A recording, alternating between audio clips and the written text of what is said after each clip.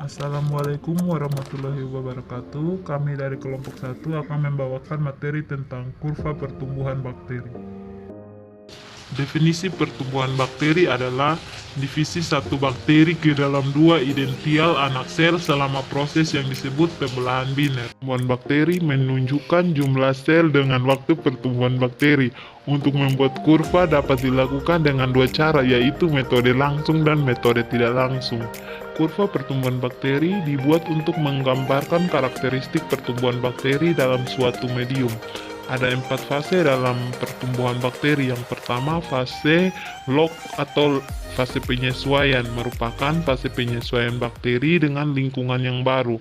Lama pada fase log pada bakteri sangat bervariasi tergantung pada komposisi media, pH, suhu, aerasi, dan jumlah sel pada inokulum awal dan sifat fisiologi mikroorganisme. Yang kedua, fase logaritma atau eksponensial, ditandai dengan terjadinya perubahan periode pertumbuhan yang cepat. Setiap sel dalam populasi membelah menjadi dua sel. Yang ketiga, fase stasioner, terjadi pada saat laju pertumbuhan bakteri sama dengan laju kematiannya, sehingga jumlah bakteri keseluruhan bakteri akan tetap. Yang keempat, fase kematian, merupakan fase di mana laju kematian lebih besar. Faktor yang mempengaruhi pertumbuhan bakteri. Yang pertama, suhu. Berdasarkan suhu kisarannya, aktivitas bakteri dibagi menjadi 3 golongan, yaitu yang pertama bakteri psikrofil, yaitu bakteri yang hidup pada daerah suhu antara 0 sampai 30 derajat Celcius dengan suhu optimum 15 derajat Celcius. Yang kedua, bakteri mesofil, yaitu bakteri yang hidup di daerah suhu antara 15 derajat sampai 55 derajat Celcius dengan suhu optimum 25 sampai 40 derajat Celcius. Yang ketiga, bakteri termofil, yaitu bakteri yang hidup di daerah suhu tinggi antara 40 sampai 75 derajat Celcius dengan suhu optimum 50 sampai 65 derajat Celcius. Yang kedua, kelembapan. Pada umumnya bakteri memerlukan kelembapan yang cukup tinggi, kira-kira 85%. Pengurangan kadar air dari protoplasma menyebabkan kegiatan metabolisme terhenti. Yang ketiga, cahaya. Cahaya sangat berpengaruh pada proses pertumbuhan bakteri. Umumnya cahaya merusak sel mikroorganisme yang tidak berklorofil. Yang keempat, zat kimia. Zat kimia, antibiotik, logam berat, dan senyawa-senyawa kimia tertentu dapat menghambat bahkan mematikan bakteri. Yang kelima, nutrisi. Semakin banyak nutrisi, maka semakin meningkat pertumbuhan dari bakteri dalam hal melakukan pembelahan. Tahap perubahan morfologi dan biokimia yang berhubungan dengan sporulasi pada bakteri. Proses tersebut dihitung dari akhir pertumbuhan eksponensial ketika setiap sel vegetatif mengandung 2 kromosom dan pada periode beberapa saat sesudahnya.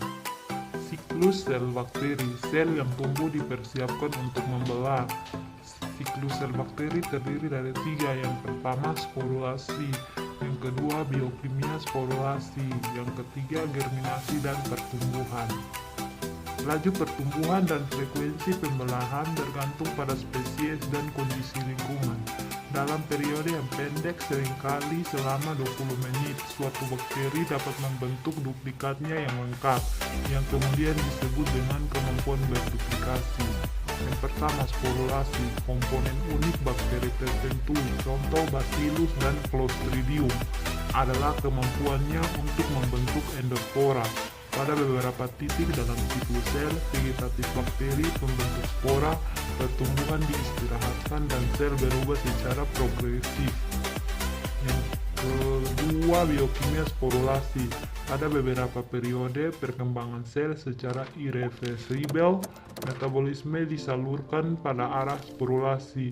Bukan satu macam hal yang bertanggung jawab dalam proses sporulasi sebagai satu kesatuan, tetapi setiap makromolekul spesies bergantung pada setiap poin secara terpisah.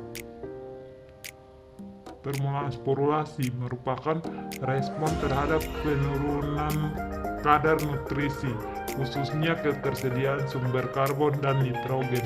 Regulasi pembentukan spora bersifat negatif. Sel membuat reseptor dari beberapa senyawa yang terkandung dalam medium untuk mencegah dimulainya sporulasi. Germinasi dan pertumbuhan. Perubahan fisiologi dan struktural secara stimulan terjadi selama transformasi spora dormal menjadi sel vegetatif. Proses germinasi spora terdiri dari 3 tahap fase, yaitu tahap aktivasi di mana kondisi lingkungan layak menyebabkan spora bergerminasi, tahap germinasi selama terjadi hilangnya komponen khusus spora dorman, dan tahap pertumbuhan di mana spora dikonversi menjadi sel vegetatif baru. Pertumbuhan bakteri dan mikroorganisme lainnya dapat dipelajari dengan mengendalikan pertumbuhannya. Tujuan pengendalian adalah untuk menghambat pertumbuhan bakteri dan mencegah kontaminasi bakteri yang tidak dikehendaki kehadirannya dalam suatu media. Cara mencegah pertumbuhan mikroorganisme secara umum terdapat 2 prinsip, yaitu yang pertama dengan membunuh mikroorganisme, yang kedua menghambat pertumbuhan mikroorganisme. Pengendalian mikroorganisme khususnya bakteri dapat dilakukan baik secara kimia maupun fisik. Yang keduanya bertujuan menghambat atau membunuh mikroorganisme yang tidak dikehendaki. Pengendalian mikroorganisme secara kimia. Banyak zat-zat kimia yang digunakan untuk membunuh atau mengurangi jumlah mikroorganisme, terutama bakteri patogen. Pengendalian secara kimia umumnya lebih efektif digunakan pada sel vegetatif, bakteri, virus, dan fungi, tetapi kurang efektif untuk menghancurkan bakteri dalam beberapa endospora. Oleh karena itu, bahan kimia yang ideal atau dapat digunakan untuk segala macam keperluan, diperlukan beberapa hal yang dapat digunakan dengan tujuan tertentu, yaitu yang pertama aktivitas antimikroba, yaitu memiliki kemampuan untuk mematikan mikroorganisme atau bakteri dalam konsentrasi yang rendah pada spektrum yang luas. Yang kedua, kelarutan, artinya senyawa ini bisa larut dalam air atau pelarut lain sampai pada taraf yang diperlukan secara efektif. Yang ketiga, stabilitas, artinya memiliki stabilitas yang tinggi bila dibiarkan dalam waktu yang relatif lama. Yang berikut, tidak bersifat toksik bagi manusia maupun hewan lain, artinya senyawa ini bersifat netral bagi mikroorganisme dan tidak berbahaya bagi manusia maupun hewan lain. Yang berikut, homogenitas, komposisinya harus selalu sama sehingga bahan aktifnya terdapat pada setiap aplikasi. Yang berikut, keadaan lingkungan, artinya bahan yang digunakan harus aman bagi lingkungan sekitar dan tidak memiliki efek samping. Dasar bakteri patogen memiliki keterbatasan toleransi terhadap berbagai kekuatan lingkungan fisiknya dan memiliki sedikit kemampuan untuk bertahan hidup di luar tubuh inang. Bakteri lain dapat membentuk spora yang sangat resisten terhadap sifat fisik lingkungan. Pada prinsipnya, mikroorganisme dapat dikendalikan, yaitu dengan cara dibasmi, dihambat pertumbuhannya dalam lingkungan dengan menggunakan berbagai proses atau sarana fisik. Proses atau sarana yang digunakan bergantung pada banyak faktor dan hanya dapat ditentukan setelah dapat evaluasi terhadap keadaan khusus tertentu, misalnya untuk membasmi mikroorganisme penyebab infeksi pada hewan sakit yang mati. Cara yang memungkinkan adalah membakar hewan tersebut. Faktor yang mempengaruhi kemampuan kerja antimikroba. Yang pertama, konsentrasi bahan. Beberapa bahan bersifat mematikan untuk bakteri ketika digunakan hanya pada konsentrasi yang sangat tinggi.